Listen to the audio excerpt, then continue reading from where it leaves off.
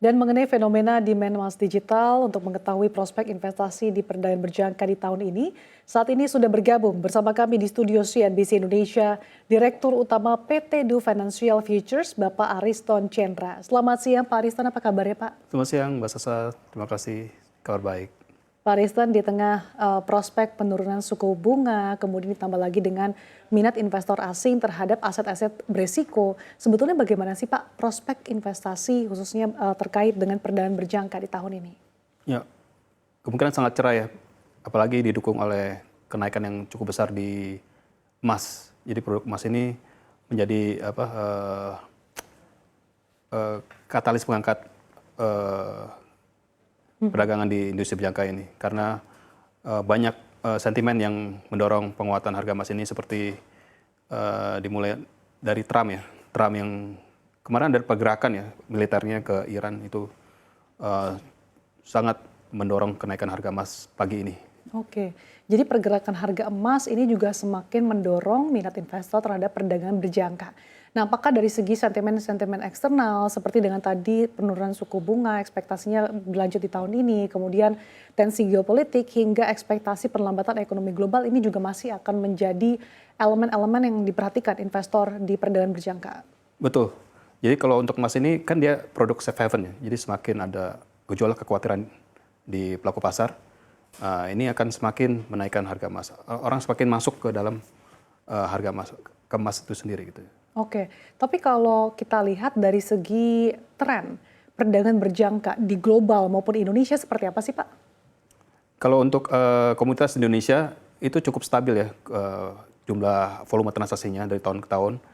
Dari tahun 2024 ke 2022 ini ada kenaikan 12%, tapi dari tahun 2023 dibandingkan 2024 itu stabil di sekitar 13 juta lot gitu, per tahunnya. Oke, apakah artinya dengan kondisi itu saat ini momentum yang cukup positif ya Pak bagi perdagangan berjangka khususnya di Indonesia? Ya, biasanya volatilitas itu mendorong kenaikan harga ya. Oke. Di perdagangan manapun, termasuk di saham atau di kripto gitu ya. Termasuk juga di industri ini. Oke, tapi artinya ketika misalkan tensi geopolitik mereda, ini apakah untuk perdagangan berjangka masih cukup menarik Pak? Ya kalau mereda mungkin ini karena di industri ini dua arah ya. Ya. Jadi nggak cuma bisa beli aja. Kita juga bisa melakukan penjualan terlebih dahulu.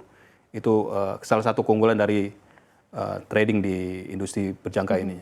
Jadi kalau meskipun tensi menurun, jadi trader bisa melakukan jual terlebih dahulu, asalkan volatilitasnya masih cukup besar gitu. Dengan berbagai sentimen yang ada, saat ini sentimen apa sih Pak yang mungkin paling diperhatikan oleh investor di perdagangan berjangka? Pastinya Trump yang pertama.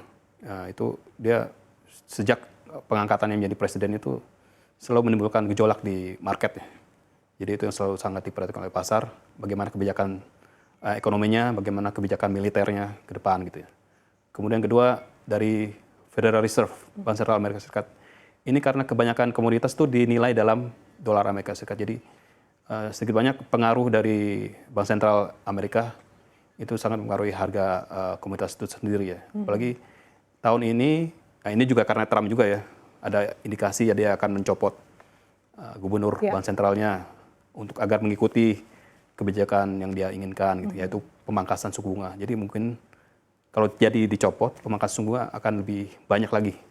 Mungkin 3 kali lagi atau 75 basis point. Nah itu akan sangat mendorong kenaikan harga emas ke depan. Artinya Trump effect ini bisa dikatakan cukup memberikan berkah ya bagi investasi perdagangan berjangka ya, tidak hanya di Indonesia tapi juga di global. Karena kita tahu juga bahwa saat ini memang terkait dengan sikap proteksionisme Amerika Serikat terutama dari Trump sendiri, kemudian juga negosiasi yang masih berlangsung dengan sejumlah negara, ini kan masih terus dilakukan. Nah, apakah artinya terkait dengan investasi perdagangan berjangka ini perlu dievaluasi lagi Pak setiap kuartalnya begitu Pak untuk melihat berbagai arah ataupun dinamika yang ada?